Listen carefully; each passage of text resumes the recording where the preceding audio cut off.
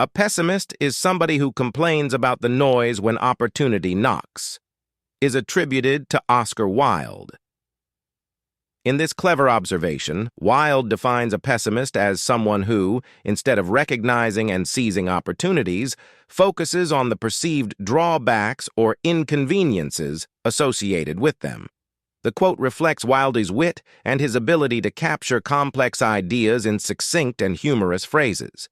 It conveys a message about the importance of embracing opportunities with a positive mindset rather than allowing pessimism to overshadow the potential for growth and success. Comment what is your favorite quote by whom, and I will use it in the next video.